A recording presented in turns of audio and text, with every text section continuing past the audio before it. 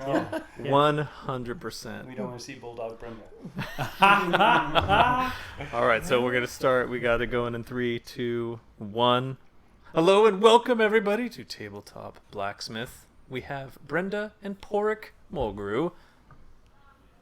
Why don't you go ahead and tell us a little bit about yourselves? First, I have to applaud you for saying my name right. That's awesome. Well done. Well done. I had to. So on your Facebook page, it does have the pronunciation of the name. Yeah. I was like, okay. Yeah. I had a rough childhood with that one. All right, tell us about yourselves. Yeah. All right. Let's hear it. My name is Paraic Mulgrew, and I'm a gamer and part store owner of Night Watch Games. Brenda is my wife, and she's the other half. Actually, I'm probably 49%. She's 51.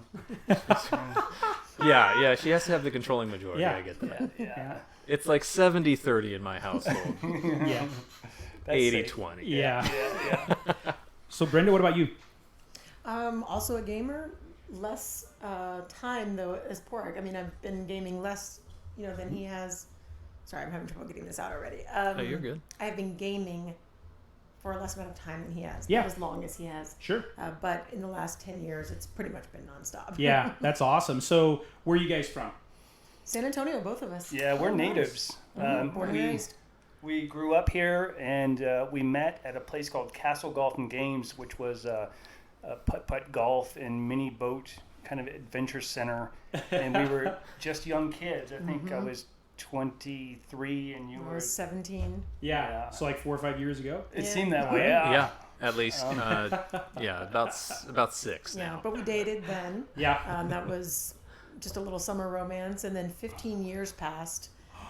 Both of us had a marriage, both of us had a divorce, and we found each other again and got married about 6 months after we started dating. Oh, that is awesome. So how did you guys find each other again? The internet. Oh. That was... What it's kind of service? interesting. Yeah, I was in the Army, and Army was driving me a little bit crazy, and I was spending a lot of my downtime on Facebook and trying to, make a network of support and all this kind of stuff. And I got this message from Brenda saying, "Hey, do you remember me?" And long story short, we started talking, and that turned into sort of distance dating. And then she came out to Georgia, and we sort of lived together for a little while. And marriage was just it was a no-brainer. Yeah. It was just one of those things that when you're at the age that we were, you don't have to do a lot of that dating stuff. Yep. You just Right. know. Yeah. And And you already had a practice marriage. And yeah. And, We knew what we didn't want. yeah. Just talk about it. No more so. Really So is. you guys moved back down to San Antonio when? What year?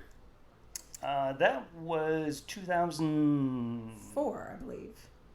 No, it was later than that. Wow. This is 19. We've been here 4 years. We've been here 4 years, and we've been married 10. But So we you're right. didn't It was move to San- 2009. You're right. I was here the whole time, Yeah. actually. I was a restaurant manager for Bill Miller Barbecue, Oh, yeah. all right. Yeah. and then worked at the main office for 15 years. Yeah. So that was my full career as an adult was with Yeah. that company. Oh, wow. Great company. Yeah, for sure. Yeah. How- They're not going I anywhere. would be, I'm not kidding, I would be 900 pounds. Like, I could eat so much. You can't get, it's the keto diet. You can't get fat It's the key. off a brisket. Well, watch me. We have proven that to be not true Yeah. by Bill Miller. I've had a key taped to my toe for a long time, and I haven't lost anything. Oh, really? So I don't know what you guys are doing. Yeah. Welcome So- to my world. This is now, okay, so you guys get together. When do you decide? Oh, and you have 2 kids? Yep, that's Mishra and Urza. That's our fur babies, as some people call them. Yep. Yeah. And that is mostly Brenda's doing. Mm-hmm. Oh, That okay. is so not true. Yeah. The story starts that I was being deployed to Iraq while I was in Yeah. the Army, and I wanted to give her something to sort of distract her from the separation, and so I got her a little Malamute Yeah, mix puppy. And little did we know that little puppy was going to grow up into a big old Wolf dog. Larger yeah, than yeah. most children. yeah. He's knocked over, like one of the tails knocked over one of my kids. One of my Yeah. kids are skinny. And Yeah. It was impressive. Well, yeah.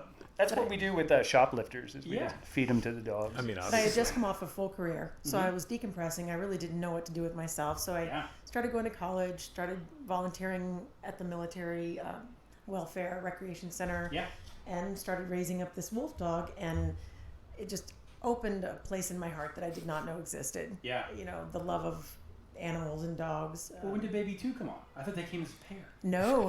We had They years. came all It at was once. 3 No, years. I no longer feel sorry for you.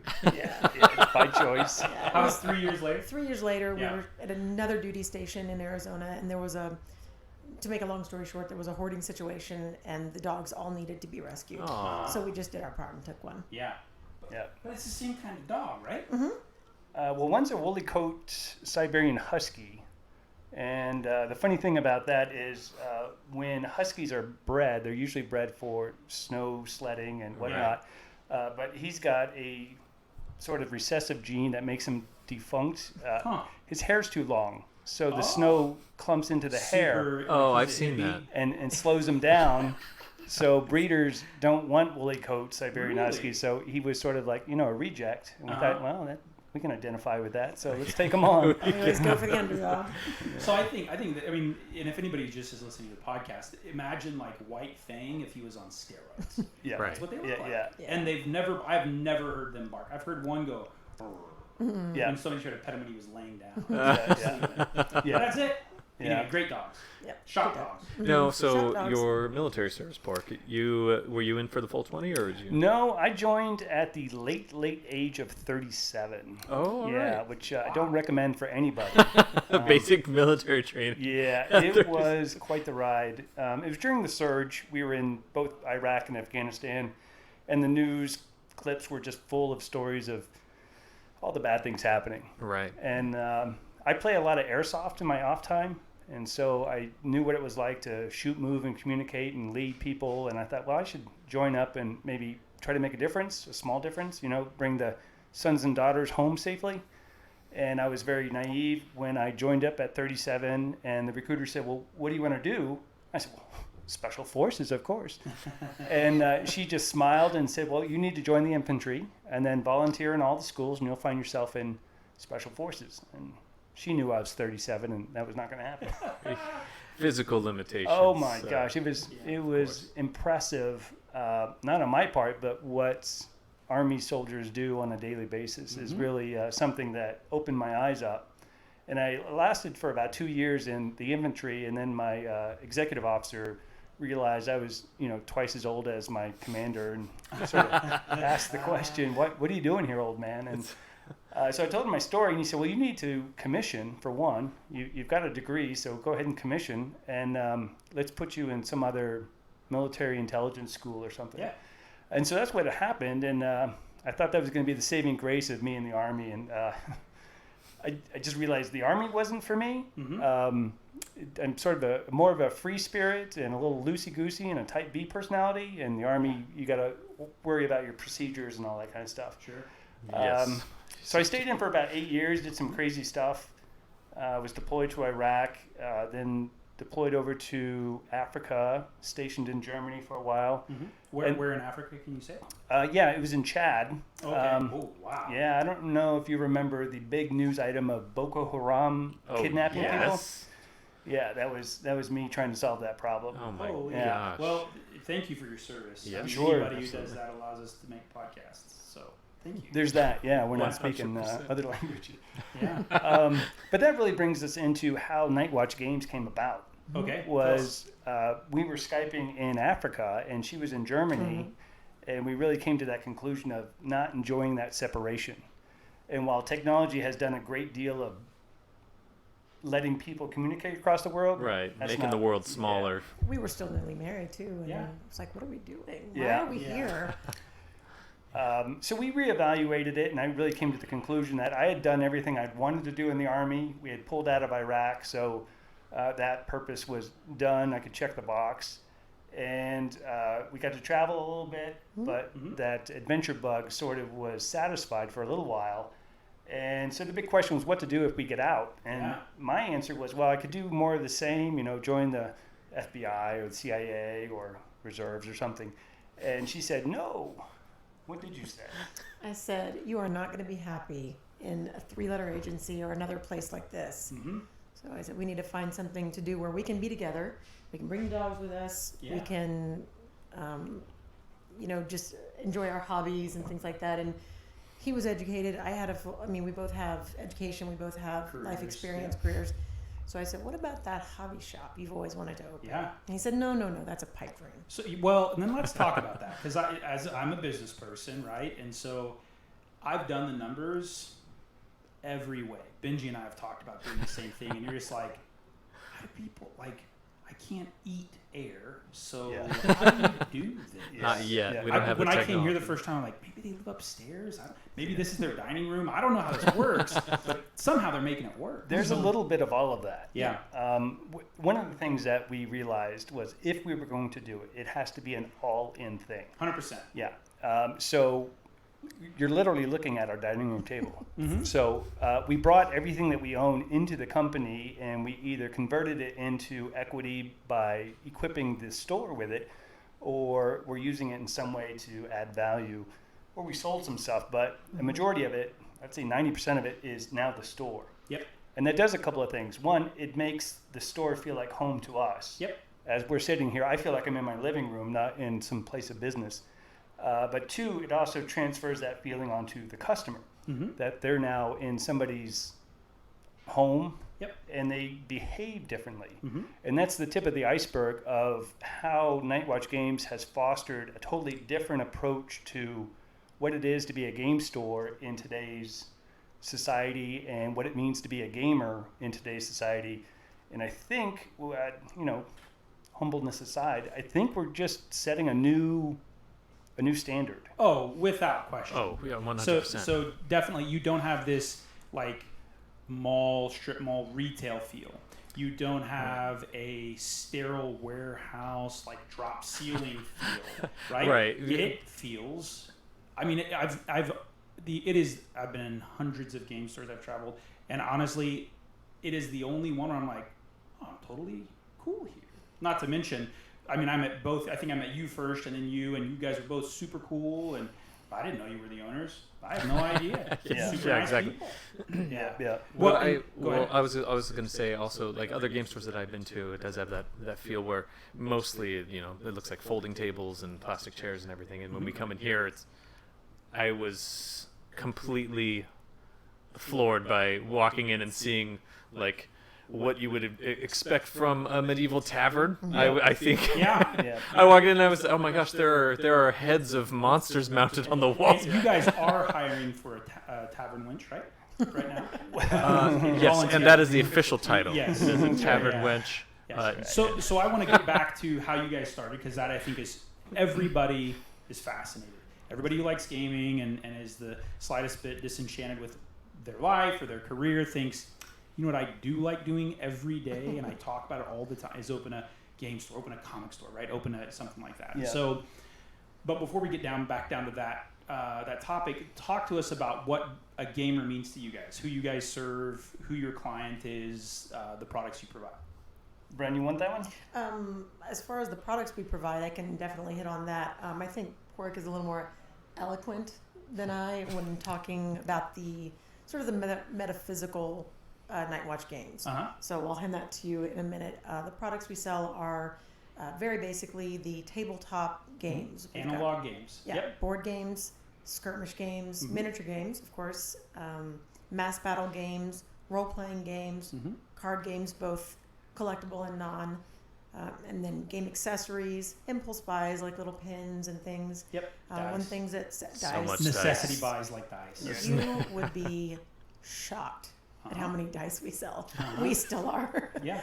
But and then one of the things that sets us apart from other game stores, I think everywhere, is that we have a little boutique in the store where we sell LARP gear.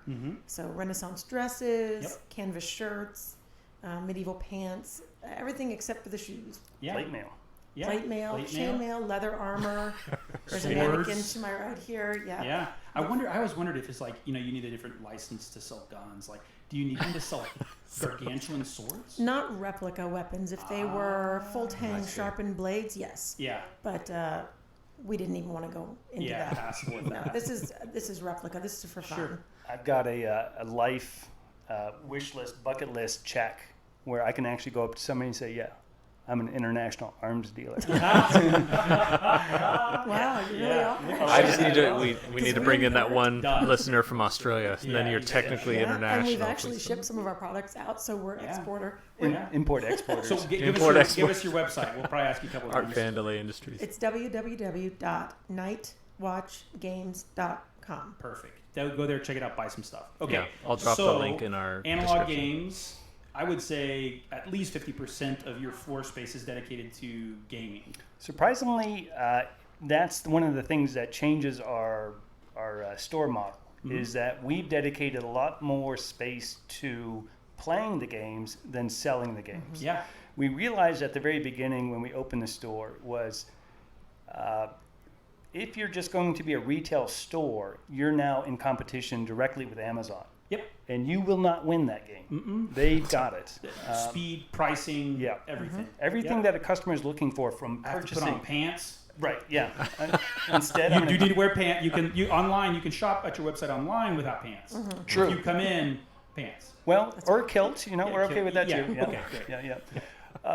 So we realized that we had to offer something that Amazon does not, and that's space and a quality of space, so that when you're in the space, you're still in the game. The reality of the world has left at the front door, and you're able to distance yourself from all the stresses that games are designed for you to escape with.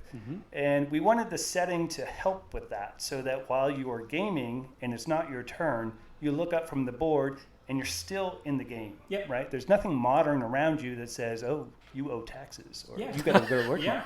Yep. There's none of that. So Amazon doesn't let you do that. The other thing Amazon doesn't let you do is network with a whole bunch of people that speak the same language, have the same interests, generally are the same age. All those things are community-driven things, and while that seems to be the buzzword in local stores, again, I don't think that they're pursuing it in the right way, because they're not serving the demographic that I think I want to come to is what's a gamer, right? Yeah. And I think if you had asked us that 20 years ago, you'd get a very different answer. Yes.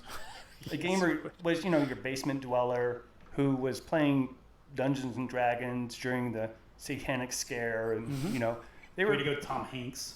Yeah, there you go. Messed us up. And now everyone's disappointed because none of that was actually real. Yeah, So- yeah. We're looking for Beelzebub. How do I get that guy? I know some guys. I just- So keep going. Yeah. Yeah. So that was what the gamer was 20, 30 years ago. Now it's a mainstream thing. You've got mass media, and the entertainment industry has done a great job of breaking that wall down. So you have Game of Thrones and Star Wars and Well, I think it started with Lord of the Rings. Lord of the Yep. Rings. Yeah, so I was in Ukraine, totally oblivious to everything, and I came back and I'm like, where'd all these nerds come from? Yeah. I was like, why is everybody dressed up like elves? And they're like, And do then they, Marvel and Gandalf? DC, the comic book crossover. Yep. It's a good time to be Fantastic. a geek. Oh, it's Yeah. fantastic. So one of the things I for sure wanted to touch on was I was shocked, right? So you're watching Critical Role, blah, blah, blah. Oh, check out Eldritch Foundry. I gotta do this while they do the rest of their announcements. And I'm all scrolling, like, man, these things are awesome. This is way cooler than Hero Forge. And I will stand by that. It is way cooler than Hero Forge. Yes. So I'm scrolling down, and I'm like, what the? I know them. I know Night's Watch Games. How did you guys get involved with that? And it is insane. I think, in my opinion, humble opinion, you've got this Oprah effect with Critical non-cool Role. stuff. And Oh. then you've got Critical Role effect. It's Yeah. really cool stuff. Yeah. And they have way surpassed Yeah. Yeah. their Kickstarter goal. Absolutely. So how'd you guys get started with that? It was during around Gamma time. Huh? PAX actually is when you met them. That's right. It was PAX PAX. 2018. Oh, they were at PAX. They were at Yeah. PAX. We were there and we didn't even see them. Yeah, Eldritch Foundry, the two founders had come from Israel and were doing the tour, and they came through PAX, and they were discussing their company and their ideas with a lot of the people around PAX, everybody from game designers to producers, distributors, and then also the retail stores. And then they went ahead and did a tour of the stores around San Antonio, and when they got to San Antonio, or when they got to Night Watch Games, they introduced themselves to me. And they said, we just came from PAX. We've been talking to everybody. And there's been one commonality to all the conversations that we've had. And that's Night Watch Games. Yeah. And I went, really? He said, literally, everybody, from distributors down to your competition, talk about you. I said, well, I hope it's good.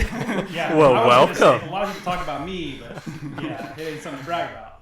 Yeah, we have made a splash, I think that most people didn't really predict. And so when Eldritch Foundry was talking about their ideas, and they have a very similar mindset of, let's not look at convention. Let's do something that is boundary breaking and think outside the box. And so we really applauded that. And they had business sense, they got a good idea, and we connected on a way that I don't think a lot of people seem to connect. And so we not only are going to support them through the Kickstarter, but we've actually invested in the company. Nice. So we're shareholders, Yeah. Which we're pretty excited about Yeah. because, shareholders sounds awesome. Yeah, for sure. That sounds like an Yeah. adult Dealer thing chat. to be. Yeah, it does sound very adult. That I will admit. Yeah, I responsibility. have never been a shareholder. So when they had the oh man, I forgot what I was going to say, but their entire that was it. When I was watching their video online of the Kickstarter, everything, one of the things that jumped out to me that's completely different from other companies like Hero Forge, where they're just, hey, we're trying to mass produce these models that we already have these designs for. One of the big things was they wanted to make sure that they were supporting local game stores by offering free shipping to your game store. So, hey, let's get your people, your players, your local players into the game stores again, which is, again, that's completely different than online sales. Yeah. It's so much more than shipping too. I don't know if you realized or if you saw, they are actually creating a kiosk that will be located right here in the store. I did not know I that. did know that, and I am obsessed with. They are genuine. A lot of people say this, especially in the comic book. Go support your local comic book industry, right? Blah blah blah. You can go get the books and the products and the games so much cheaper everywhere. People, eBay or wherever. And here's the problem, right? And this is the thing with you got video games and you got people who are connected. That's great, right? That next level is us getting around a table and laughing and forgetting about all that nonsense of life. And it could be a bad, annoying boss. It could be a sick relative. It could be you lost your dog. You should be out looking for your dog, not playing games. But it's that stuff. But if you lost, Yeah, if you lost your dog, Right. yes, then you've got this group of people, and this is what I love about this store in particular, Max Watch Games, is you guys can come in. I've watched people who you can watch two people come together, and you can tell they do not know each other. Hey, you want to play this game or that game? Or, yeah, sure. They get together and they play. Even in our weekly D&D games, there was just someone who was here visiting from out of town, and he said, "Hey, I have a character. Can I join your game?" I was like, "Is that all right with you guys?" Yeah. Here's the key to what changes there. Back 20 years ago, that wouldn't have happened because you wouldn't want to approach the gamer. Yeah. Right. Scary right. people. But now what you're seeing is normal people playing the games, and there's no distance between the demographic of a non-gamer and the gamer now. Yeah. That distance is very small, so the approachability of that is so accessible. And I think that's one of the things that we're doing really well that I wish other stores would do, is serve as a gateway to convert non-gamers into gamers. Yes. And so when you walk into a space like Nightwatch Games, a non-gamer is going to see, wow, this is like Game of Thrones, Right, hopefully, yeah. Jon Snow's around. Where is he? Yeah. And they take that second step in, which Who's working the register? that's me. And then they take that second step and they start looking at products in a way that they wouldn't have before because they're a little more open than they would have been. And then the third step is they look at the tables in the community and they start recognizing their peers. Yes. Like, oh, that's a lawyer from down the street, or there's the dentist, or whatever. It's normal people playing games now. And so they build those connections, and of course, Brenda and I descend on them and try to make them feel At home. at home Yeah. as much as possible. And the demographic and all the stereotypes that they were worried about don't exist now. Yep. And as a store, we're benefiting from that conversion. Mm-hmm. And people come out of our store as a gamer, and it's just exploding. The whole industry is exploding. And I think ambiance, good customer service, and community building. Great variety of games. I mean, there is not a book that comes out that you guys. I'm so obsessed with Dungeons and Dragons since I was a kid. Even during the dark 4th E, like 4E. Like, sure. That's where I started, But, actually. yeah. But It's we like won't the talk first about marriage. Born in darkness. Oh yeah, so gotta find out but what you I don't played like, well, I started playing in 2E, and but I played 1E because I couldn't afford the 2E books. So I bought the 1E books at half price books, And anyway, it was kind of one of those things that exactly like what you said, right? You've got these people who are like, oh, if they're not their peers, if they're people who they want to be peers with. And this isn't like anybody who is listening to podcasts. This isn't like your folding card table, plastic picnic table place. These are like solid oak, thick 4-inch slab, 40-foot long, Right. like hand carved from a single tree. yeah, like they're amazing. It's a really wonderful place to play, and you have people who are really competitive. And I've heard people like, oh god, mad at I can't remember the big Star Wars game right now. Legion. Legion. Yeah. And I've heard people lose their minds here, and then within, it's always measured. In Right. a classy way. Yeah, in a class. Yeah. Versus, and then I've played D&D here at this, and I have had some of the best times playing Dungeons and Dragons. And that's what's awesome is you have, with role-playing games, beyond just being quiet, right? You need a space to role play, and you can't have people walking by and distracting you. And so you guys have. There are 2 rooms and kind of like a back little alcove. Star Wars. I've played all of those in all those places. They're all great. Well, and even in the Grand Hall, which is our main table area, you'll notice that unlike almost every other store, there aren't products on the other side of them. And there aren't products even near the tables. And the tables themselves are wide and apart from each other. Yep. And traditionally at a game store, you get a 2-foot space in front of you when you sit down. Here you get 2.5 feet. Yeah. That was all done on purpose. Yeah. So that when you are over there, the shoppers aren't right behind you. Yep. The person that's sitting next to you is not elbow to elbow with you. We created sort of a European style table setting where you are forced to sit down next to a person, but within a comfortable distance. Absolutely. And I think that, like, we're sitting here in the game room, and I've played in the Renaissance room before. What's the other room called? The Dark Ages room. The Dark Ages. So I played in both of them. And what's funny is, like, you would expect, because it's very expensive from a business standpoint to be like, you have how many square feet that's not got product in it? Yeah. Right? The only product, well, I mean, I've played with half of those things on that shelf, and they're just for you borrow them. You want a dice a dice castle, or some setting terrain. It's all here. Yeah. You've got it hooked up to Alexa. Well, why don't you guys talk? Sure. What about like these gamers so that you can stream from them? Yeah, we have a couple of things. Shut up, Alexa. Yeah, Alexa's Sorry. in on the conversation now. Always listening. So we realized that gamers, again, 20 years ago, would not pay for play space. Yep. They have the basement. They're good with that. They have theater of the mind. They don't need a lot of technology. But that's 20 years ago. This is a whole new demographic. And as we're saying, we're converting non-gamers into gamers. And when they come into a private room and you tell them that you have one dedicated air conditioning for just the room, so it's comfortable. Yep. You have a refrigerator that's empty and cold and waiting for them to populate that with their food and drinks. You have fish. a fog machine. Yeah. The fog machine. A fog machine, yeah. Yes. We have an iPad that is mirrored up to a TV. Those of you that are watching, that's the TV behind us. And the iPad mirrors up to that. So you have access to all the online tools that you could imagine. Of course, Internet Explorer. But we also have a program that controls the lights. It's called Hue Lights. And with actually Alexa can do it too. You just say a command and the lights will change colors. Yeah.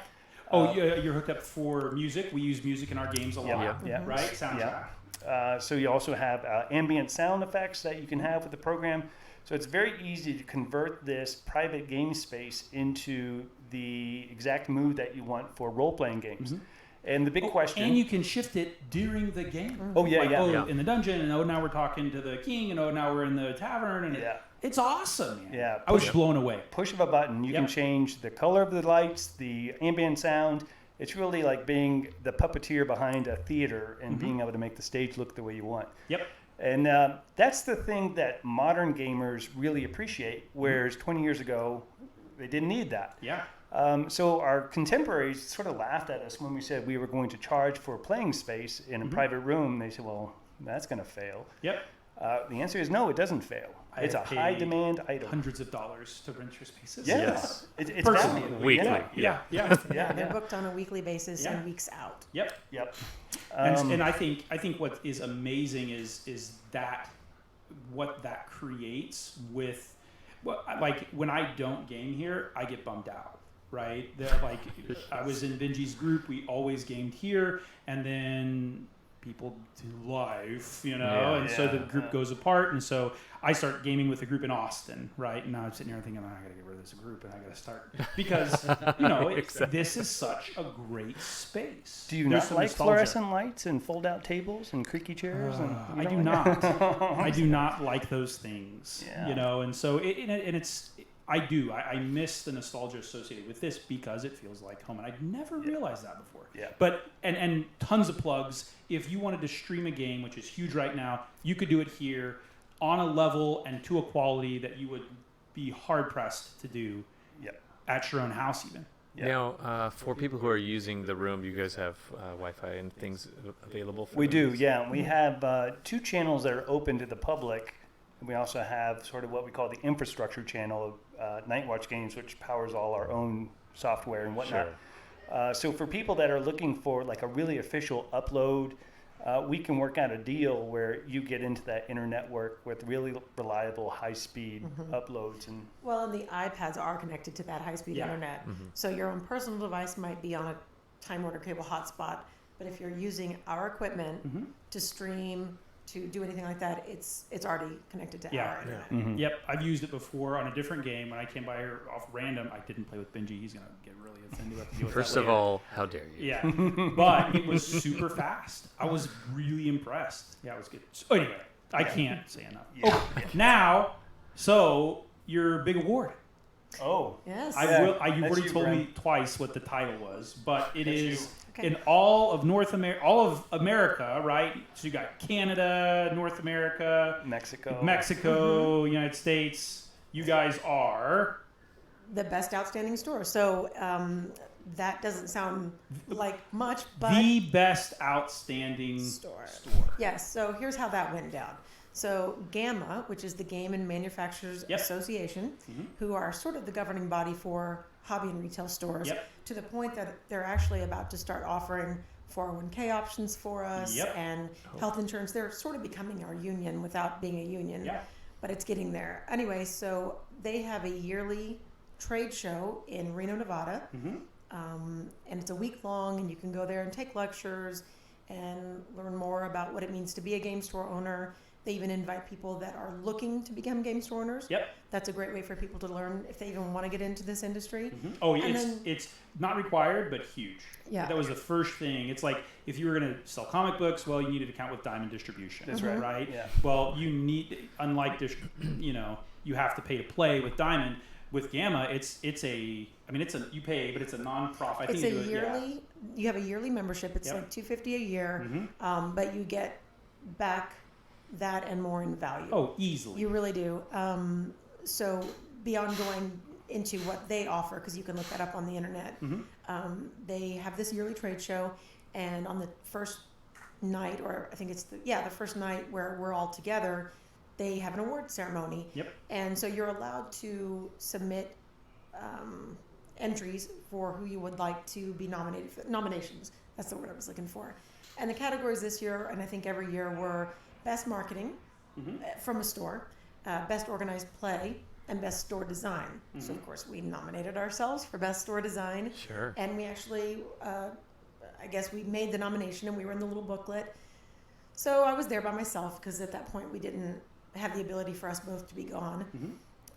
So I'm sitting in the award show, and best outstanding store, all the different nominations came and went, and we didn't get it. So I was texting for it. I was like, oh, that sucks, we didn't get it. And they said, and now for the final award, best overall store in North America, Nightwatch Games. I was like, oh, delete. That is, did you lose your mind?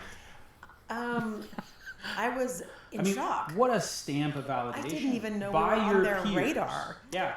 I thought we just nominated ourselves. I was like, Yeah. hey, we made it in the magazine, the little pamphlet that you everybody get, votes you for know. themselves. So to make it even better, Yeah. so I get on up there, and the lady that's handing out the award sort of puts her hand over the microphone, and she said, "This was unanimous. That never happens." Oh, that made me feel so good. Yeah, That's didn't amazing. cry at all. No, I'm not a crier. Oh, okay. Yeah. That's me. Yeah. But so everybody else that had come up and accepted their award for best marketing and organized play and store design just sort of waved it in the air and said thanks and walked away. Yeah. I thought, oh hell no. Yeah. Right. So- They're gonna have to play me off of this stage. Let me hear the Oscar music. So yeah, I said, well, can I say a few words? And she Yeah. said, oh, please do. And so I was up there for, I don't know, 2 minutes. Yeah.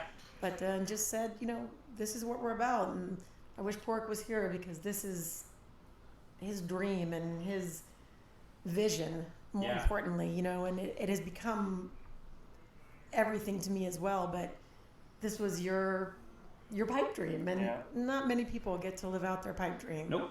So, but yeah, I wish he had been there to accept that, but also said not to worry because next year when, we are giving this award to the next winner, I'll just give it to him. That's awesome. There you go. So that's I mean that's a huge deal, Yeah. right? So do you feel like it was, do you feel like it was hard work, good idea, solid execution, maxing out your credit cards for funding, or do you feel like it was luck? Well, I can tell you that immediately after I stepped off the stage, and after the award ceremony had finished, several of the people from the board came over to talk to me. Yeah. And they said, we just wanted to tell you that for these reasons, you won that award. Mm-hmm. And of course, one of them was ambiance. Yep. Pork hit that one out of the park. Yep. He did all the decorating. He did all of that. They said, you hit it out of the park. And then they said, your community building. We looked at your Facebook pages. And there isn't an hour that goes by where one of your customers isn't posting on Facebook something Right. valid. It's not a meme. It's, Yeah. hey, who wants to meet me at this store, Yep. at your store to play a game. He said, and then you had a video walkthrough, a virtual tour, an interactive virtual tour. And he said, we got to actually walk your shelves. Yep. And he said, you have the most beautiful inventory. Mm-hmm. And I, of course, just pointed at the top of my head. I was like, I'll take that one. Yeah. Well, and it's like your dice. They're not in a little plastic bin. They're like in a apothecary. Like, Right. It's awesome. Yeah. Yeah. We tried to be consistent with the feel. But what Brenda's alluding to here is, and to answer your question, is the approach that we've adopted, which was inspired by Gary Vaynerchuk, who Yep. He's got some really good words of wisdom. He's kind of the consultant for people who want to start their own game Yeah. shop. The entrepreneurial, Yep. big risk, big rewards, and just follow your dream. He's all pro that. But one of the things he talks about is needing two elements. One is the clouds, and the other one is the dirt. And the clouds to him is the idea person who has the big vision, is thinking far ahead, and can see things from the creative point of view. And then you have the person that's the dirt, and that's the person that takes care of that daily grind of crunching numbers, doing inventory, managing the staff, and all the kind of no fun stuff. Yeah. Well, Brenda is the dirt, and she's excellent at Yeah. it. If And you ever Pork is divorce, the if clouds. you ever divorce Brenda, I will be your dirt. Yeah. Just FYI. Yeah. Or if you ever get into a polyamorous situation, Right. give me a Well, buzz. the good news is people that are the dirt find the dirt fun. Oh, I love it. So yeah. you say it's not fun, but I think it's a blast. Yeah, well, she does a really good job of it, and again, she's doing stuff that most normal game store owners don't seem to consider. She's really progressive with how she buys the products, what products to buy, what kind of research she's doing to find out what's good and what's hot and what's not, and just tons of stuff that I am not very good at. And how do you do that? Because twice for sure I thought, man, they should really carry X, and I'll come in 2 weeks later. I'm like, I'll be dang. Twice that's happened. Or it'd be really helpful here if they had like something with like for airbrush, And I'm like, look at that, look at all the airbrush stuff. How do you do that? Magic. Magic. Yeah. I'm just kidding. She's on the Amazon spy team, Yeah. and she's So constantly one thing listening. I do is I actually read all of the emails that the distributors send to us. Ooh. All of those solicitation Industry emails secret. that you Read just your email. delete. Yeah. Uh-huh. If you read them, Yeah. there is a lot of really good information in them. Yeah. The other thing I do is I don't settle for the middleman. Mm-hmm. If I can get something from you at $10, I'm going to go find out where you get it and buy it direct from them. Right. Yeah. So it increases our profit margin in that way. Yeah. And it's really not hard. Mr. Miller of BQ Miller, Yes. right? So I had a meeting with him about a real estate thing one time, and he was like, "I don't sell barbecue. I sell sweet tea. I don't make any money on barbecue." That's right. Yeah. That's Margins right. on sweet tea must It's be so stellar. true. And I have to Yeah. admit, I learned a lot of my business savvy. It comes from those boys. Yeah. Those three boys, Doug, Mhm. John, and Bayless. Yep. You know, they taught me everything I know about business and how to be a shrewd business person. Well, and how critical is it? And that's an interesting parallel. How critical is it? It is so easy. The margins on food, I'm speaking as a business nerd, like a restaurant, very, very narrow. Very, I mean, razor thin. You can be black and red on a given day, right? And how well that carries over when you're trying to compete with, Jeff Bezos and Amazon. Yeah. Well, one of the things that Brenda does that she's not admitting to is she's got a really good ear for the community. Yep. And when the community is talking about what they want and what they're excited about, she listens and she'll immediately go research that idea and say, is this a feasible thing for the shelf? And 9 times out of 10, if there's a demand and you're the supplier, that's money. Yep. And she does that really well. It takes a lot of work. It takes conscientiousness and awareness and connections. And Yeah. I really wish other game stores would really increase that kind of relationship with their community, that the community is driving what happens within those walls instead of the game store thinking, he or she knows what's cool. I'm telling you, what's Right. cool here in Nightwatch Games is not very cool right across the street. Yeah. Right. Or in Dallas or Yeah. Georgia. Yeah. Or, Right. Yeah. Yeah. So I didn't realize that the amount of work I was putting Other into than Magic the Gathering gaming. There's a couple of staples. Oh, Yeah, that one's a foundation. I had no type idea, game. yeah. Yeah. But I didn't realize that the amount of work that I was putting in to product development and product research was abnormal until I went to Gamma and Yeah. met some of the stores owners, and even store owners right here in town that have been in business for decades. Got into a casual conversation about how many distributors we have, and he said, "Well, how many accounts do you have?" I said, "Well, altogether about 40 people Yeah. that I buy from." Mm-hmm. And he said, "No, just distributors." I said, 6? Yeah. He said, "Oh, I just have the one." I thought, how do you do it? Yeah. The problem is they don't. Yeah. They don't. They're Well, and that probably comes from needing more than one place to get rolls from, or brisket, or Yeah. I can only imagine how much Right. that taught you from a business Right. standpoint. Yeah. I think there was a situation where I had bought from you guys. I had bought a water elemental mini, right? And he was it was one of the I don't know, it was a plastic one, but he came blue, right? So it wasn't just clear. And I was like, I really hate that this water elemental. This is a stupid story that you can cut out of the podcast. I don't care. We're gonna cut all of this goes, out. It goes to it's just me go wah wah wah wah anytime I talk. But I had bought this mini, and I hated the fact that it didn't have like water, like a foam.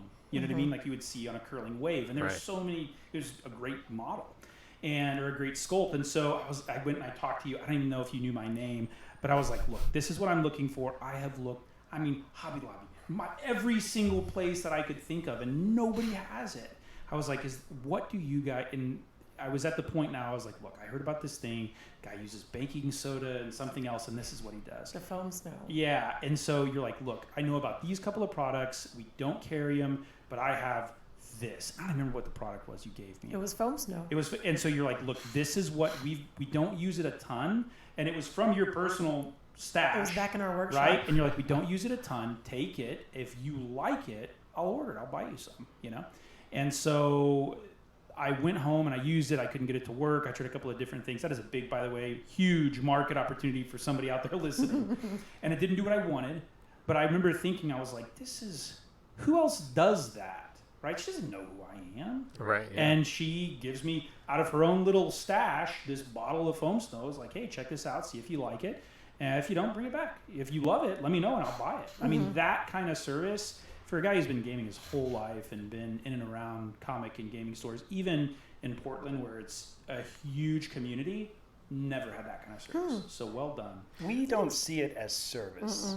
We see it as a relationship. Yeah. And we had sort of this soft motto when we opened was Night Watch Games solves problems. And we see that when people come into the store, we assume you're coming in because you have a problem. Yeah. 9 times out of 10, that problem is you want a product and you don't have it, and we happen to have the solution on our shelf. You buy it, you leave. We solved a problem. Yeah. But there's a big percentage of the remainder that have some very profound problems that we also wanted to address, and that is I don't have people to game with. Yep. I don't have the knowledge in which to game. I have social anxiety, so I need a space in which I feel safe. Then it gets really even into the dark realms of I have an abusive family, I have a bad relationship, or my girlfriend cheated on me, or whatever. All those things were the things that we were solving. Yeah. And we sort of became bartenders, you know, the cheers without the beer kind of thing. Yeah. But if you sold tacos, you guys would. Oh, yeah, we tried. That's true. We got to wait until the dogs move Yeah, on we went through about a 6-month conversation with the health department. Oh, really? to try Trying to to sell. get this but done, with and the finally they dogs. said, "Look, Oh, you were serious about the tacos? Oh, yeah. Yeah. You would kill barbecue too. yeah, Yeah. Well, I'm never touching barbecue again." tacos. No one can top Bill Miller's in my Yeah, book, so yeah. we're not going there. But yeah, essentially he said, "Look, you can either have a snack bar, or you can have the dogs." Yeah. I said, "Well, I choose the dogs." Well, you guys do. I mean, you guys sell. I mean, there's some vending machines for sure. Not Which- anymore. Not anymore. Yeah. What? Yeah, we took them out because we expanded our shelving. Yeah. Expecting to have a kitchen very soon. Yeah, we thought it was going Yeah. to go into, you know, a Renaissance medieval cutlery that had this cool food. But yeah, the city put a kibosh how on cool that. would that be? Yeah, I we're will gonna be sell, here like, turkey every day of my legs life. and- I want meat pie. Yeah. Yeah.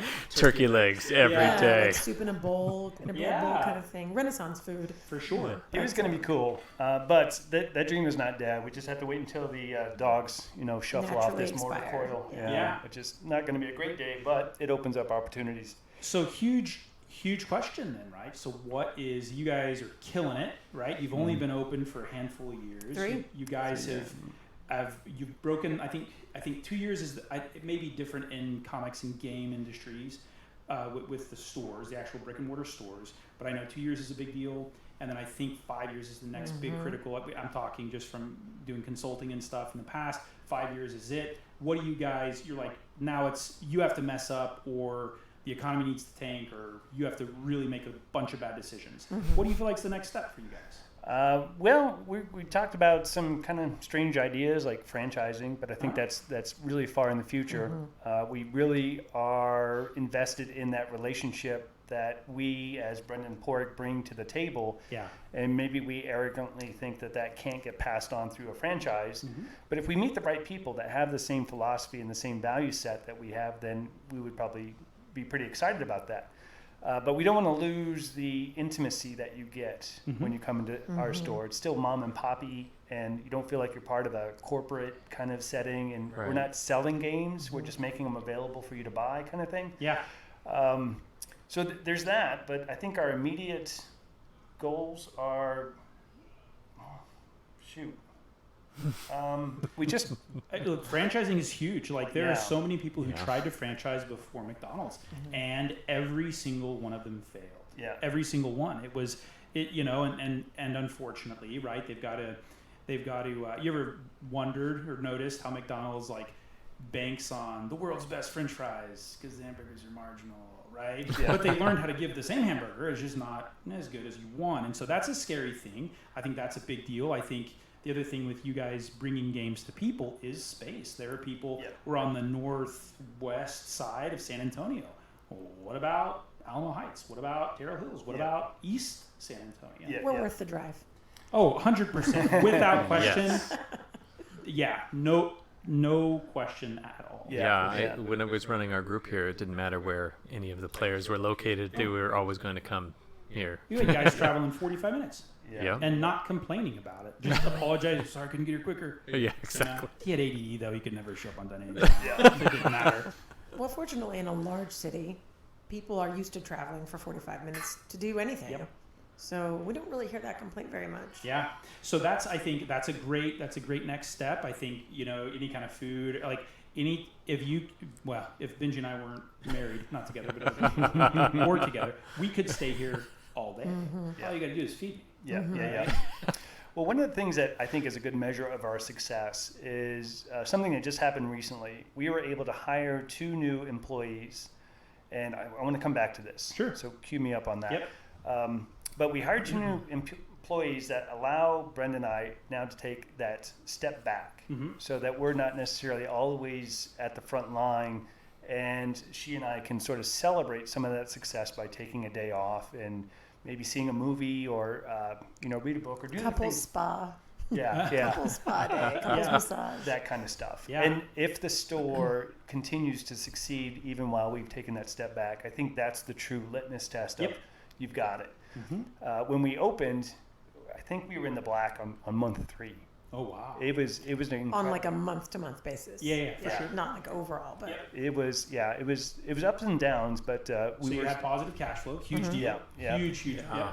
And Brenda was really good with maintaining that cash flow so that we were always growing. And that's one thing about being an entrepreneur. You don't get rich right away. You've got to invest, and you got to cut some corners on your personal life to make the business work. And Gary Vee would, talk your head off about that kind of thing. You got to live the passion and let the passion be your food, because you're not going to be eating steaks for a while. Yep. And Brenda and I were really good with that. And of course, we have a great support structure from the families. And a couple of times when we were looking at the bottom line and we got worried about things, like a couple of bills hit us all at the same time. Air conditioner went out, and the dogs needed surgery, and just It's one of always those at months once. where we got a punch to the face, left, right, and center. And it was year 2. And it was actually last November. we thought we were in the clear. We thought everything was going well, and then we got hit with these hits. And the thing that broke the camel's back was we were walking the tables and listening to people, and we heard a couple of people saying that they were going to buy gifts for their people For Christmas. On Amazon. And we thought, here they are sitting in our tables, and they're enjoying the things that we've made, and they don't. Your stuff they're not paying for. They're at your tables and your air conditioning and your lighting and Our those are board things game from library. Yeah. Do you pay to rent? No, it's Yeah. free. So it It's is. free. They are at the bar and talking about how they're going to get some beer delivered online. Yeah. So we were like, that's kind of annoying. It made us feel pretty yucky. Oh, no kidding. So Brenda composed a post, and we put it out, and we basically said, hey, Christmas is coming up. If you wouldn't mind, buy a gift from us, One of your and gifts then here. settle up those special order accounts that we have behind the table for you, and sort of just consider us when you're going to shop in the future. And the community just rose up. Yep. Oh my God. The outpouring of not only monetary support, but the emotional support and all these great ideas that they started flowing us, saying, hey, have you guys considered doing all this stuff? Well, and I think for sure, like if you ever said XYZ, we're going to have to close our doors, and so many do, you'd have to, you would have a huge call to arms. One of the things also, I mean, you mentioned it before, taking input from your community that you have here. One of the biggest things that I saw was, well, I could tell you didn't want to offer online sales to people because there was some pushback on the post, like, I don't know if we're going to be able to do that. There's a lot involved with that. Obviously, e-commerce is the worst, but and you didn't want to lose what you had here to some vacant there's no relationship space. there, and you're competing with Amazon again in their turf. I don't know if that's really the best place to put you money. will lose every single time. Yeah. Right. If you don't take on Coca-Cola, what are you doing? We've found a good middle ground. We said, look, if you want to support us and you're not from here, we ship. Yep. We ship. Send an email to orders@nightwatchgames.com. Bam. I will invoice you. I will ship it to you. We will take care of you. So that's the good middle ground. But Yeah. if you were to be a store like ours and sell product online, you have to have a second inventory. Mm-hmm. Right. There is $100,000 worth of product on our shelves right now. Mm-hmm. Yeah. There is no second inventory. Sure. Yeah. That's the one right there. And It's worst not worst a- thing to have happen is to offer product X, right? Right. And somebody comes in to get it, and you're like, oh no. Somebody I bought just it. Well, that's what I bought mean. You would online. have to have a second inventory because you can't take the chance that you're selling something online that somebody walks away with here. Yeah. Yeah. So you wanted to come back to employees. One of the things that we discovered when we built the business, and we're not business people, we're not trained as business people, we just have the passion, and while she has a lot of business experience, we never did anything academic. Yeah. You know, we don't have a degree in it or anything. So we're discovering a lot of Super these... overrated, just FYI. Yeah, For yeah. what you're doing, And that's no exactly... business degree will get that grade. Yeah. We realize that there's a couple of core things that make businesses successful. And one is the owners as people bring values to the table, right? Brenda and I being married, we have very similar values. We identify with the values that the other person has. And we built Night Watch games, and by default, the company inherits the very same values.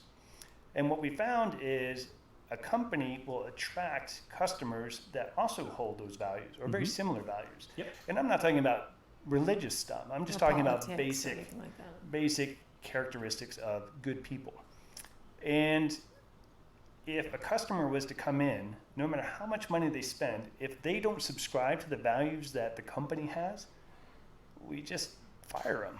I don't care that you just spent $1,000 here. You don't fit into what we're trying to do. Yeah. And of course, you know, there's some kickback on that and some one-star reviews and whatever, but what it is a long-term investment in building a community that is akin to what we feel is important. And that community feeds itself because it attracts people that have the same values. Yeah. And so then you have a non-gamer walk in and they get this vibe of a whole bunch of, quote, good people. And they're like, oh, this is my people. Yeah. And they just feed it, and the community just blows up. And all the stereotypical gamers that, you know, we heard about, they don't feel comfortable here. Well, and so I was going to talk about that, right? I don't think I've ever, maybe if Bill Miller is different, but I've never seen a restaurant turn somebody away unless it was hugely flagrant, right? But, because they make it work. But you're now taking what are a razor-thin business model.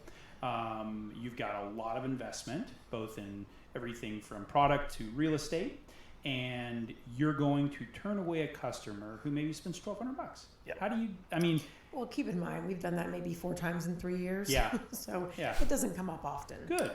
But I think the community fires people more than we do. Yeah. And they don't do it directly and they don't do it offensively. It's just this feeling that somebody that doesn't subscribe to that value set, they just don't feel comfortable here. Yeah. And then they just don't come back. And there's some other stores around town where they do feel comfortable. And we're perfectly okay with that. Yeah.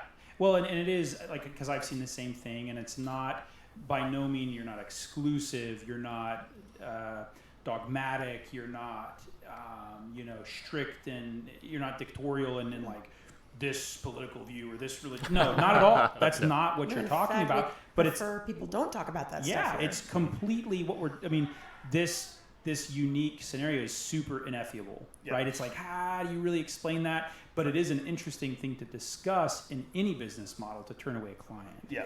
right? And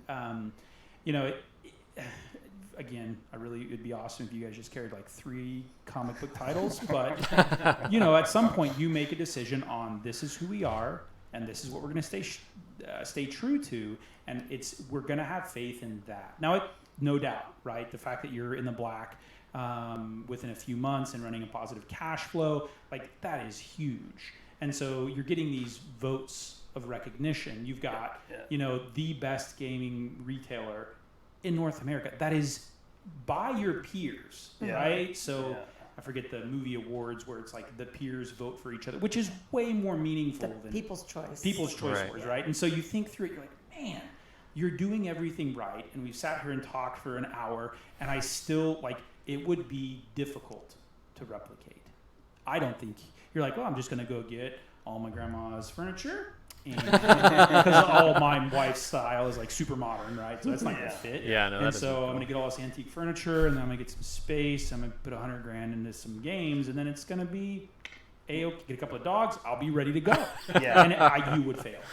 I think the piece that's missing to all that is that value set. That you have to, as an individual, believe in something and pursue that something to the sacrifice of all the other things. And not to sound too dogmatic about it. Well, anybody else would tell you you're being unwise, marginally insane, that's a bad decision. But we hear a lot of that. To it. Yeah. We get laughed at a lot, and we sort of get the last laugh, which is high fives for us. But a lot of our contemporaries say that's the dumbest idea I would ever do. Why would you not? Why would you not allow people free private rooms to game in, or just all sorts of weird things that we knew we had to change the sort of the system in which the business model was working under. And the secret there is we're not dealing with the same clientele that we were dealing with 10 to 20 years ago. Yeah. Totally different people now. We're dealing with white-collar workers that want to play games that they used to play as kids, and now they have the time and the money to do that, but they didn't like the culture.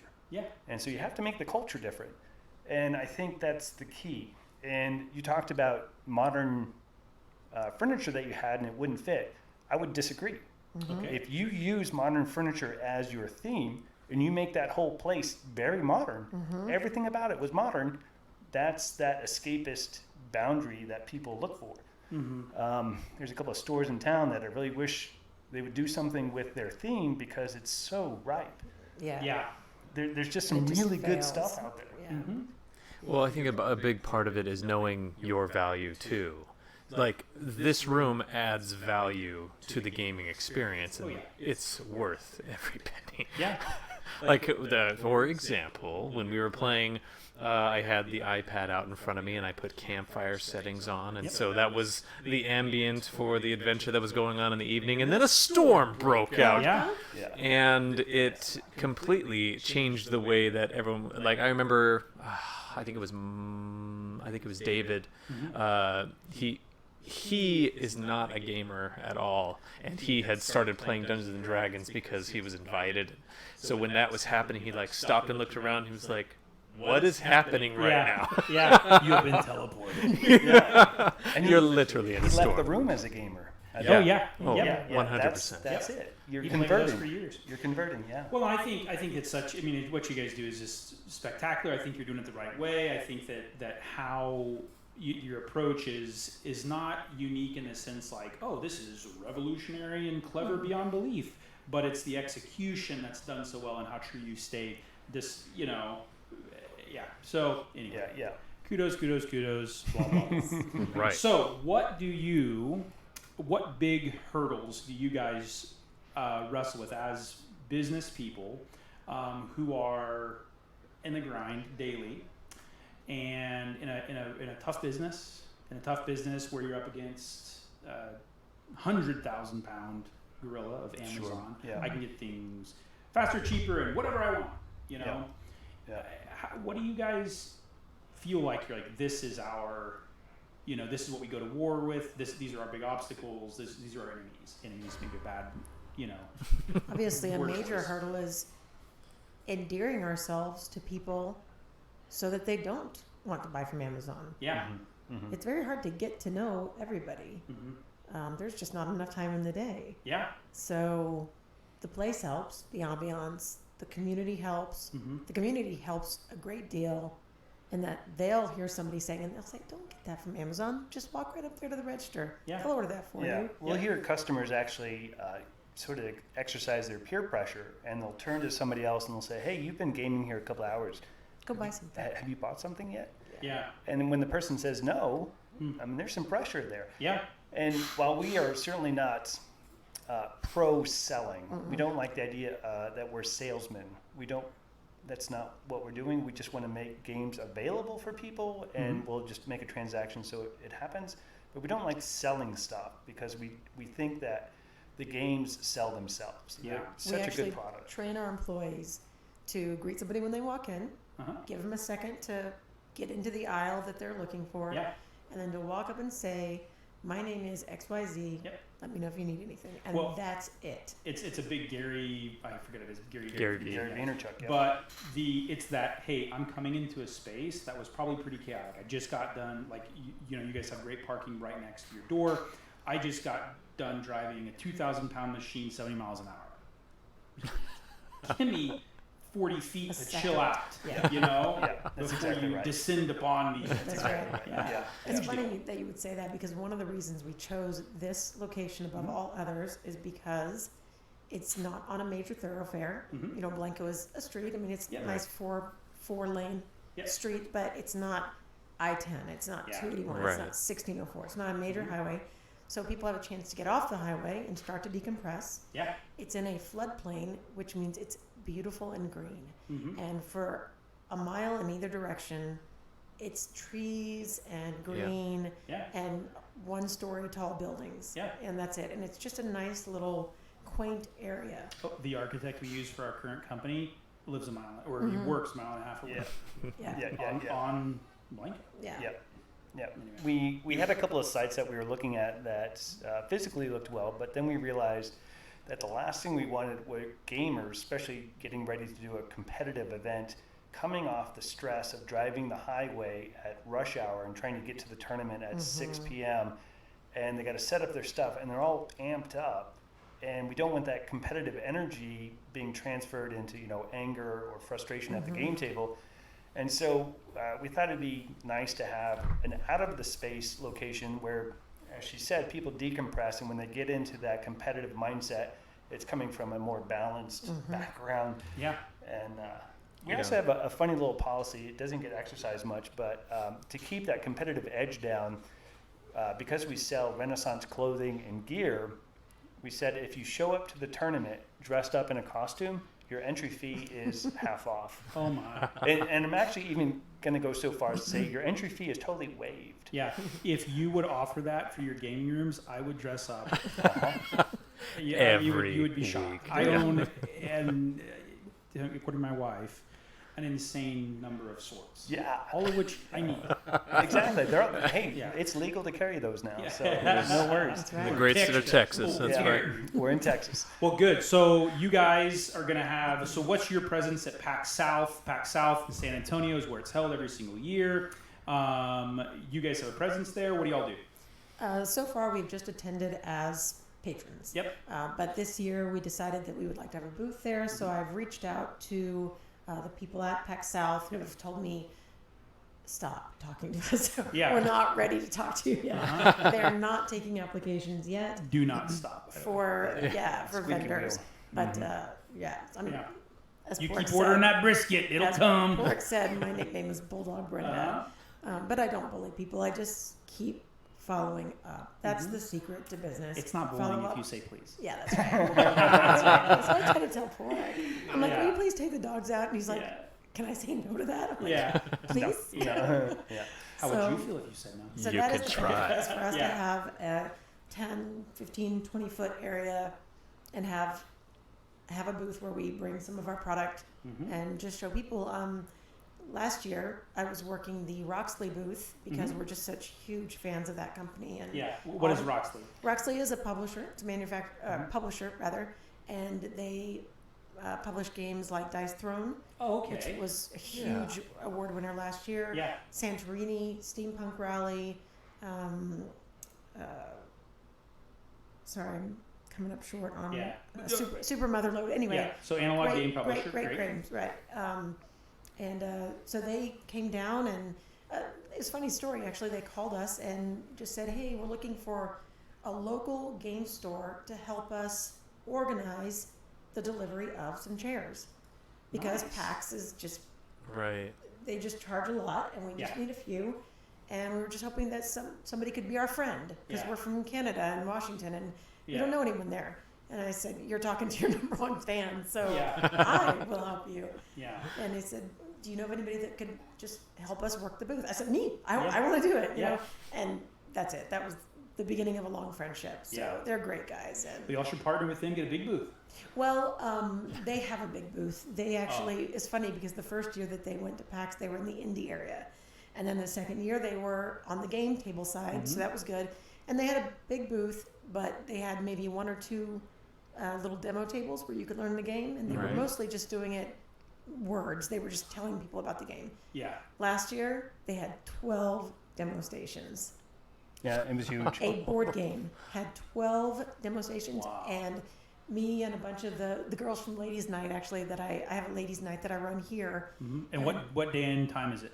It's on Thursday. It's, every other Thursday at 7 p.m. Yep, but So- it is advertised on your Facebook page, Yes, right? Yeah, on the for calendar. sure. Yeah. So, but I reached out to a bunch of the ladies from Ladies Night who I know are teachers by trade, and I'd been teaching them games, and they've been helping me teach games. So I said, you guys are great teachers. And Yeah. so we went out, and about 6 of us went out and added to their booth, and we were just demoing all day long. That is awesome. It was great, and they did so well, and they sold out, not Yeah. because of us, just because the game is amazing, and Manny and Nate are genius. Yeah. They're great guys. Anyway, so we told them this year we're actually going to have a booth, but we're definitely going to still support you with any organizational help you need, and also Yeah. bodies, you know. Yeah. Right, that's People to huge. I help. mean, people fly in from all over the world for PAX. Oh, yeah. So Oh, yeah. just to have someone here local, just that's It is a huge. enormous. Yeah, so Yeah. that's our plan, is to be our own store there. Yeah. One of the feathers in her cap. Are you going to sell Renaissance stuff there? Because there is a huge glut at PAX. It's mostly gaming. Yeah. But I have this Enormous. thing of like, okay, I went to a con, I need to buy myself a sword. Sure. Yeah. Which is where most of them come from. Well, one of the things that we do as a company is we always look for what is not being serviced. Uh-huh. What's the gap? Yeah. And then to fill that gap well, so that there is a demand, or we create a demand if there was not a demand before. And that's exactly what we're going to do, is Right. show up with suits of armor and Renaissance clothes and weapons and all this kind of stuff. Hopefully And those indie games that don't get, everybody carries FFG. Everybody, Yeah. because Right. they're great. Everything they touch turns to gold. Yeah. So that's going to be covered there. Settlers of CMON Games is going to be covered there. So we're gonna bring out that selection of board games that's not at Yeah. every station. Mm-hmm. Are you going dressed as what you dress for your anniversary dinner? No, attire? and typically I hold down the fort while they run the shows because I'm attached to two fluffer Yeah. Of butts course. here they have here. Yeah. They are awesome dogs. Brenda hates dressing up. What? Yeah, that's the one complaint. Yeah. So I am the back of the house. Okay, I am the Ah. back of the house, pork is the front. If this were a restaurant, I would be the master chef and he's Yeah. the sommelier. Yeah. Okay, I'm better behind the scenes. Yeah. That's it. She You looks can better in the chainmail bikini than I do. Not so Although not much. practical, right? There are currently no pictures of those online, No. so And don't you- try to and Google I did that. check. You guys are all out of the chainmail bikinis in the back. Yeah, it's a hot seller. Put that on, or not put that on. Put it on your purchase list. Right. Brenda. Now that I've been inappropriate. Phrasing What else do we is- want to cover? Do we want to cover anything else before we wrapped up? I think it. Yeah, we we've could got talk to- forever. So Yeah.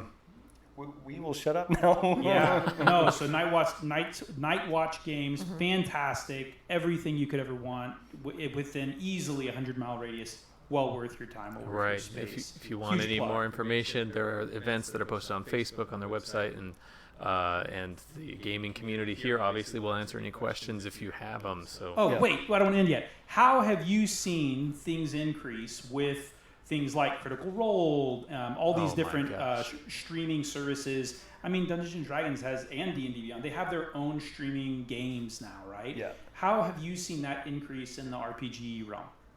It's on fire. The D&D 5e is a product that flows out of here like water. The type of gamers that are coming in to order it is a totally different demographic than before. We have more female gamers playing those games than ever before. Yep. And the whole idea of being a role player is so now mainstream acceptable that whole product line is on fire. And of course it bleeds over to other publishers. We've got tons of them that we could talk. We have like shelves and shelves of role-playing games that are Yeah. really cool to play. Paizo's still alive and well, right? Yeah. Pathfinder Yes, is they are. still doing its Pathfinder, thing. Starfinder. We're playing a a game called Zweihander. Oh, Yeah. I've heard that's super dark and gritty. It and is. what is We it? are enjoying the hell out of it. It is. It's a American-made company, but he used Zweihander. Daniel Fox is the Okay. maker's Yeah, name. yeah. So what's the genre? Is it contemporary? Grim modern? and Perilous. Grim and Okay. Perilous is the name of the company, and also the flavor of their games. It's very. If you imagine Gotham City, Uh-huh. and you mix it with Mexico City, Okay. and you have this very dangerous, kind of corrupt setting that your character is not trying to become Be the hero. heroic. They're just trying to survive. Yeah. And we're talking about surviving a knife in the back alley.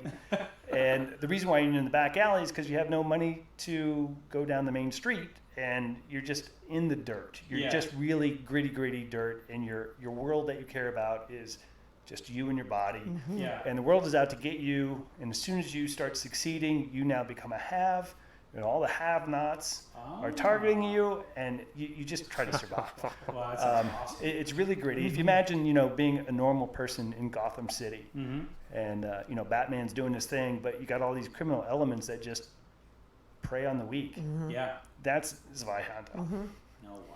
It's awesome. We had a That's great the time. next purchase. So on my you've list. seen all the streaming, all of it just explodes. Been great. That's Yeah. awesome. Yeah. You see that continuing to go? Yeah, I think so. The production value, and especially things like Critical Role and some of the others, have really raised the bar of what it is to be a role player.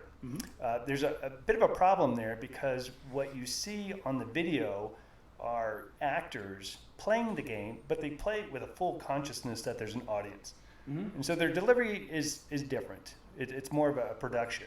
Whereas if you get a group of friends around the table and you have effects happening and everyone's drinking their Cokes and chips, you have a more, I would say, down-home, authentic is the word I want. Yeah. Authentic play experience where they're celebrating the game. And it's not for an audience somewhere else. They're celebrating it with friends. So there's stronger bonds being built. It's more intimate experience. And it really, we've talked about this recently. It comes down to trust. Yes. Yeah. So you're sitting around with a group of people and you're trusting that right now with the door closed, you can play your half elf bard and you can be silly and you can sing and you can embarrass yourself and be vulnerable. And when that door opens, they're going to take care of you. Yeah. They're going to take care of you and not exploit what you just did or make fun of it because you did it in the privacy of your game session, whether it be out in the main hall or in a private room. But these are your friends, your compadres.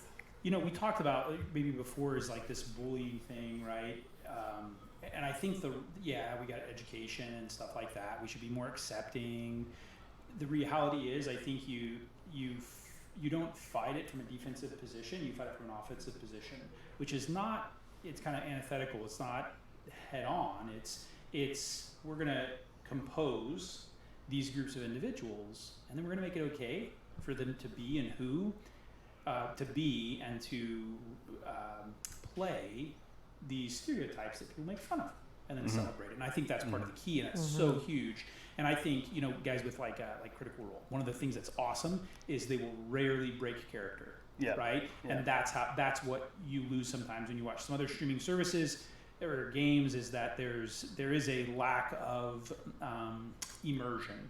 Whereas in that scenario, you're almost watching right actors playing. It's a production, Well, for there's sure. a script element to it. Oh, for sure. And I think that, and they understand it goes as well. When there are voice actors, that helps.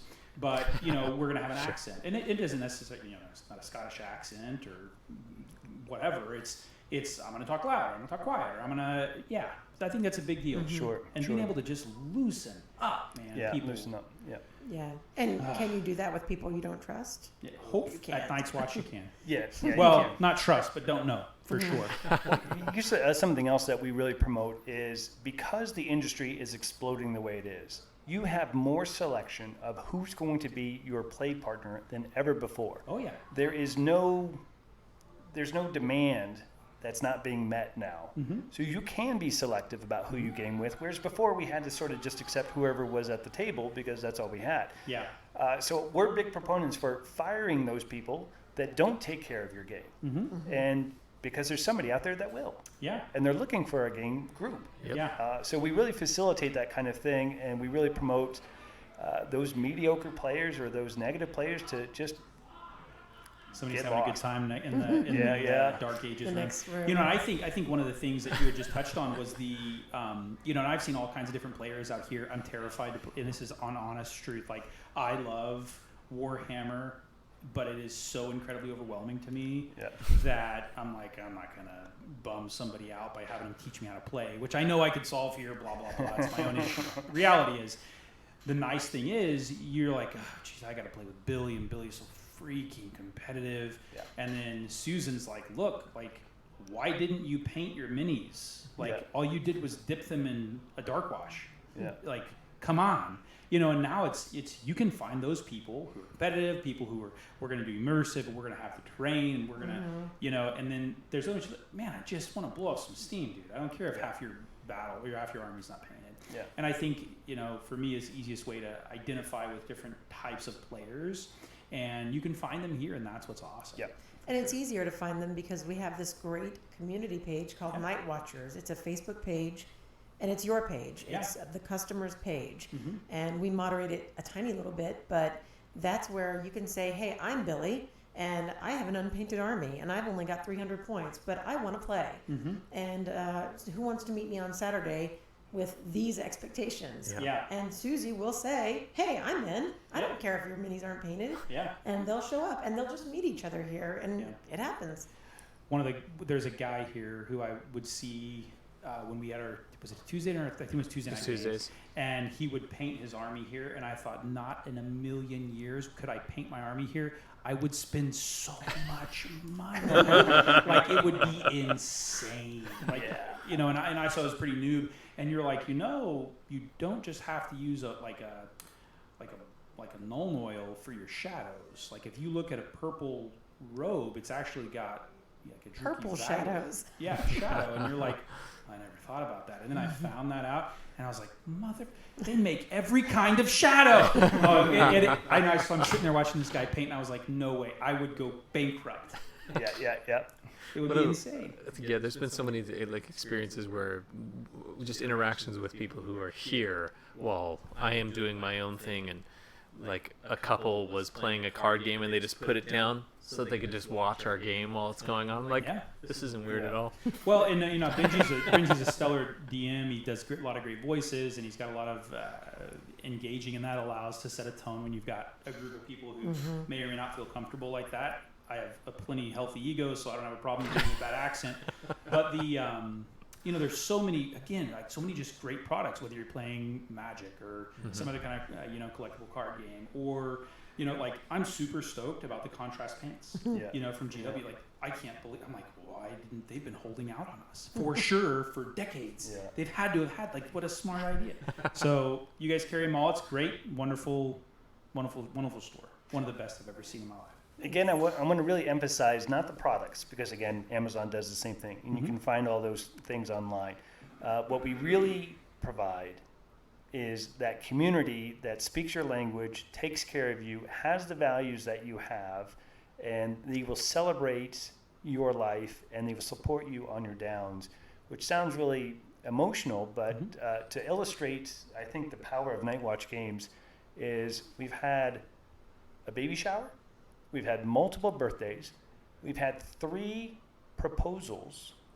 The gamer got on his knee and proposed to his wife. Here. We've now had a wedding. If Benji ever marries me, that must be what occurs. That'll be it. There it is. In the Renaissance room. It's just so We've had remember. anniversary parties. We had a wake here. Oh, really? A memorial. We lost a customer. Wow. He took his life, and his family said this was his happy place. And so we closed the shop, and they had their wake here. Holy cow. So it's the full circle. Yeah, it's the full circle of life, and it's not just a place where you get products. It's a community that is very supportive of their own, and it's very easy to become part of that own. I've got story upon story of people coming out of the woodwork to support somebody that they didn't know, and the only thing they knew was they were a night watcher and they were in need. And you've had that in 36 months. Like, what are you doing in 36 years? Yeah. We can't Can imagine. you know? So first of all, you need to figure out the, how to live forever kind of thing. So becoming a lich is an option. We're on that. Right? You might need a different hoodie for sure. But and I've tried to end this thing twice now. But the thing I was going to ask, because there's a couple of places, so I traveled for work and did some different stuff, and so I was in Colorado one time, and there was this place called Fantasy Grounds, and they did like coffee shop. Have you been there? We've heard of Yeah, them. Stellar, Sure, right? sure, yeah. Stellar, a lot like this, pretty good little selection, but you can buy a panini and a frappuccino, and you can play some games. And I thought, this is like, from a business standpoint, it was genius. Yeah. I was like, you've got a mom, right, who was like, great, I'm gonna do the bookkeeping for my house. Yeah. For her, like, balance my checkbook. I'm gonna make my calls, and then guess who buys a lot of games for people who are under 18?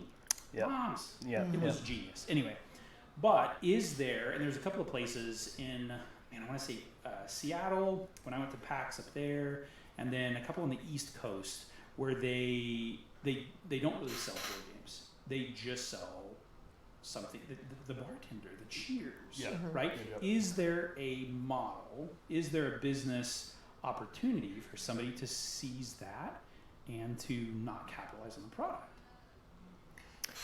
There was Because that. it's community. Community is Yeah. what we're talking about, Yeah, yeah. right? And the community, I'm going to come back to it, is based on the value system.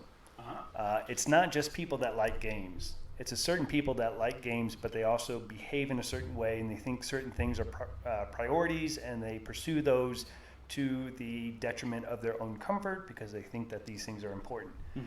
Just quality of life and good character.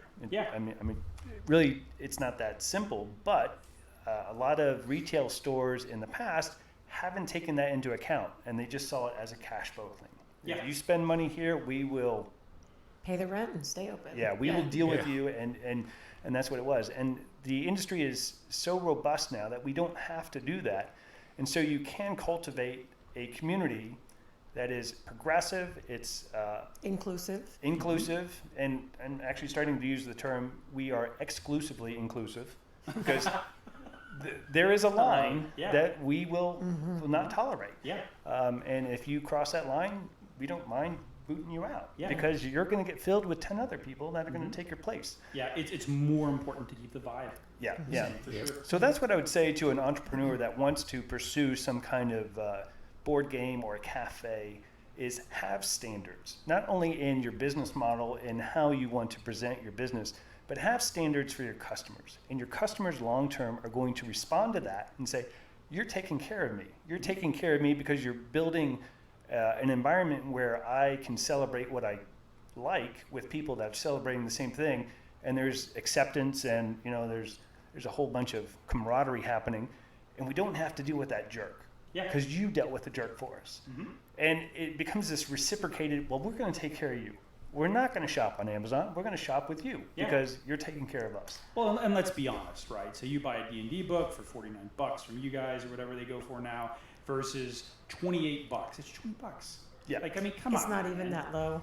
Is that what it is? I mean, it's, I do not buy if my you try to books buy a book online, it's like 46. Yeah. Yeah, so it's funny because every once in a while, customers will actually send me a screenshot of their Amazon shopping cart and say, "Can you get this for me?" Yeah. And I always cringe a little because I'm like, okay, I hope the prices are not too much more because I can see their shopping cart total. Yeah. Right. You know what? Usually the difference is $1 or $2 if it's one item, Good grief. $10 if it's 4 to 5 items. Yeah. We're talking a $2 difference. Another great question, right? So how do you guys feel about D&D Beyond, right? That becoming, so we have a subscription, I have a subscription, I own all the books, but I also have a subscription to D&D Beyond as well. And it makes it very easy to search, right? But I miss the tactile. Yeah, yeah. I did my dissertation actually on what is the future of the printed book. And because there was so much cyber mediums out there, hyperlinks just had started to be a thing. This is a while ago. Hyperlinks. Yeah. And it's, man, you're going to go me. They don't even call them those anymore. Yeah. But Yeah, that's right. That's how old I am. It was the idea that is the book, does it have a future? Sure. And research says it does, because there is something about the tactile feel, and I think it's akin to the exact same thing about gaming. Does tabletop gaming have a future when we have computers and we can game across the world through a screen? I think it does, because there's something basic, something primary that we want, and that's a physicality, a proximity with the items that we're interacting with, and we respond to the touch, respond to the person across the table. So I think books are still going to be around. I do think that there is also a market for the digital. I also think there's a market for online gaming, and I think virtual reality is going to be a huge thing. Yeah. And Nightwatch Games is not ignorant of all that, and we're going to probably try to integrate virtual reality gaming experiences in a social context. So everyone's wearing their The headset. holodeck. Yeah. Oh my goodness. I mean, that when you were talking, I was like, so, and I can obviously, you can tell you've done a dissertation because you've got organic, original thought in this. And so I'm thinking you're fine until the holodeck. That was like, until we can all be here in digital format, and not like in like little matrixy 1s and 0 formats. I mean, it looks like I am sitting next to Benji, but even then, there is something that is amiss to walking in and being like, I'm done. Like, I'm done. I can't deal with life no more. And I'm going to forget about it for the next 4 hours. Yeah. You know? Yeah. The thing that the digital world is not going to let you do is have that authentic vulnerability of saying, this is me, you see me, it's the real me, and I'm going to talk in a funny British accent and pretend that I'm a gnomish tinkerer, and you're going to accept me because you're going to be talking in some Russian, dragonborn fighter, and we're going to love each other in this context of the game, and we're going to accept what it is. And it's so freeing as a stress reliever, but an identity getter and all this kind of stuff, that all that stuff takes away the real world stresses and the fears that we have as gamers. But if you have a headset on, you have a mechanical reminder that they're not seeing you. Yep. They're seeing a rendition of you, and while it's liberating because you can hide behind it, there's a part of you that knows they're not seeing you. And we want to be seen, and we want to be accepted. Yeah. And tabletop game lets us do that. Oh, for sure. And how true, right? So my Tinder profile is awesome. It also is 10 years old and just my face, and then you find out that I'm 4 foot tall and, have a tail. Like, yeah, absolutely. That was you I was texting? Yeah, so Oh. swipe left next time. Anyway, and I think that is what you get in a traditional game store, right? It's a great, hilarious episode of Big Bang Theory, right? And they go to that comic book store, and that serves the exact same role. Right? Now, it's different, obviously, but it's the same thing that I see. Right, that you want to go there and you want to talk about, do you think, is it Batman or is it Superman? And you're like, that, you better back, who are you talking to? Like, these are serious things we talk about, right? Or we're to talk about the merits of 4th edition versus 5th edition, and you and I, or THACO, you've been playing for a long time. Sure. We're going to talk about THACO. I'm a fan of THACO, and you and I could talk for an hour and a half to the detriment of your business and my marriage about the merits of THACO, right? And you can't do. You can do it on Reddit, or you can, but no, man, personal. Yeah, I completely agree. One of the things that we do here at the store is we offer, dare I say, classes, but it's more like a community forum in which people can fill up the room, and you present an idea that might be a little contentious, and then you have discussion about the pros and cons of that idea. And usually the person leading the class has a pretty formulated opinion about it, and they have the platform in which to present what they think is the deal. But it really comes down to a discussion of those kind of things, and those are really actually quite popular. The workshops that we host. Yeah, we should probably do another one soon. One was the purpose of role-playing games and the potential of role-playing games, and why we hear a lot of games at the table and they're played in a certain way, and we sort of say, well, that sort of just sounds like it's a glorified board game, and it's not really taking into account what role-playing games can do. Yeah. And so I started building this whole theory about it. Got really kind of academic in my own head, but I wanted to voice it.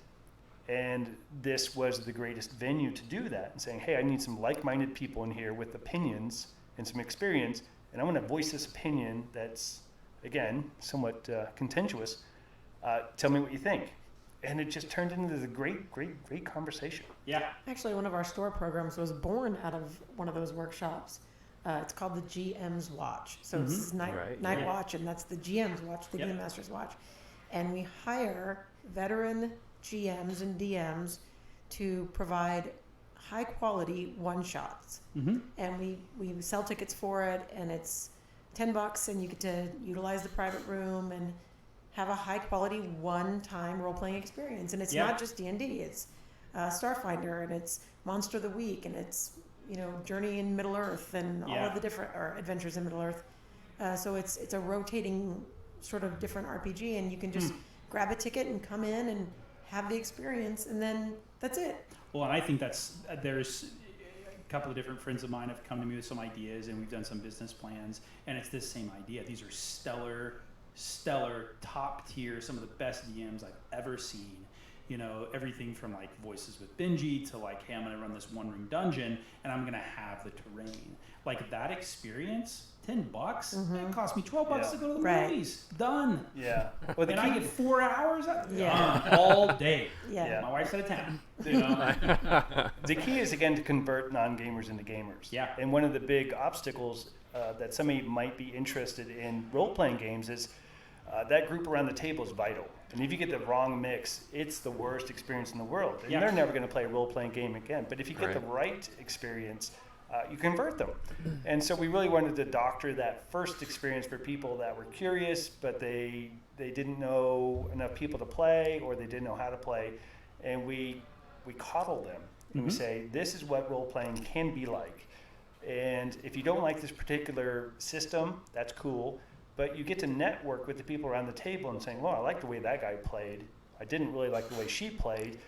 So I'm going to swap my number with him, and we're going to talk, and maybe we can get a game going later somewhere else. And Many campaigns have been born out of our program. Yeah. Because eventually the same 6 people keep buying tickets. Yeah. They come right out of the event, and they go buy their ticket.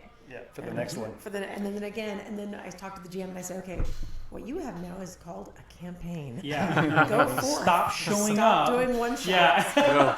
We'll find someone else You're to be our free. GM's watch. We'll survive. Yeah. So, what a great opportunity. That's genius. That's awesome.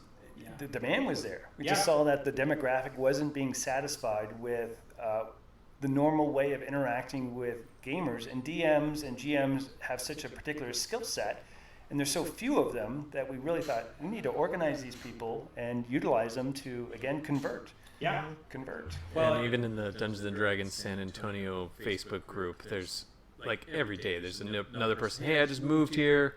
I'm looking for a group to play with, and there's just a huge demand. Yeah, for huge. Yeah. I think the military, the transiency related to the military, I'm here for a couple of years, blah, blah, blah. Sure. Perfect. Done. Right? And so, this is, Benji doesn't pay me to say this, but I've gamed since I was 11. I'm 38, right? So a long time, got a lot of opinions, most of which nobody cares about and are wrong. But Benji's one of the best DMs I've ever had. Him and my oldest brother, who has 3 degrees and is way too smart for his own good, best DMs I've ever had. And I didn't really understand that. Like, how long have we known each other now? 5 years, 3 years, something like that? Yeah, about 3. And it was playing in Portland, and I struggled. You'd think with so many nerds, right? It's dark all the time. It's cold. It's raining. What else? We got to do something. And we can't, like, for our relationship, we can't play Monopoly anymore. Yeah. Right?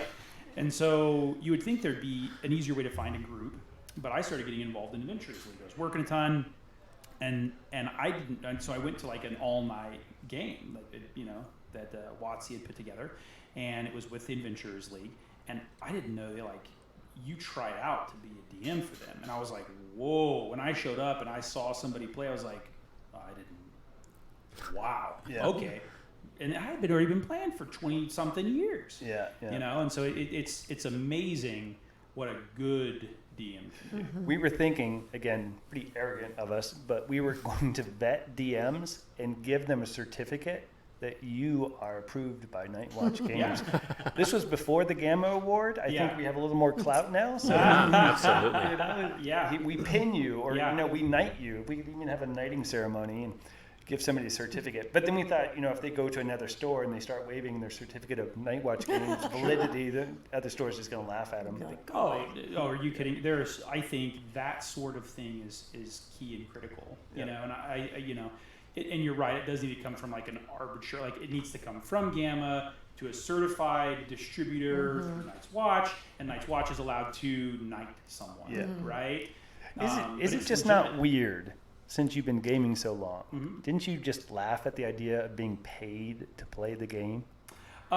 Yes. That is a real thing now. 100%. Yep. You can be paid to play. You know what else? I remember there was a place, Thor's Hammer is what it was called in Austin, where I'm from. I was born and raised in Austin. And Thor's Hammer, they've since gone out of business, but I'd spent some time overseas and had come back and wanted to get into D&D, but it was 3rd edition, or 3.5 at the time. And I was like, what are feats? And why, where are all the charts? There are no charts here, right? We're on a D20 system now. So much had changed. And I called, well, at the time, I forgot what it was, but like I signed out the binder to get somebody to give me a call back. I got him on the phone. And I was like, look, I just want to come watch you play, right? Which now the whole industry's created. But I remember I just want to watch. And the girl's like, oh, nobody watches a D&D. Why don't you play? No. I am way out of my element. I just want to watch.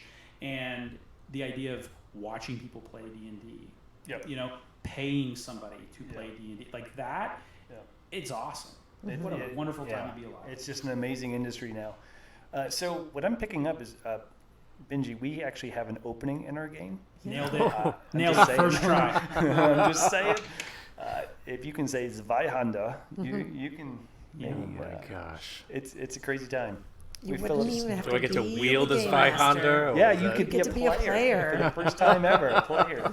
And I think though that what you guys are doing and everything there, right, is so key. Such a great opportunity to sit down with you guys. We really should end for real. Well, yeah, thanks for having us. I Yes. do want to do a small shout out to the Nightwatch Games community. We could not do this as just two unique individuals. That community has been super helpful, and if any of you guys are out there, just know that we love you. Amen. Can't do any better sign off than that. So thank you guys so Thanks much again, for this. guys. Bye.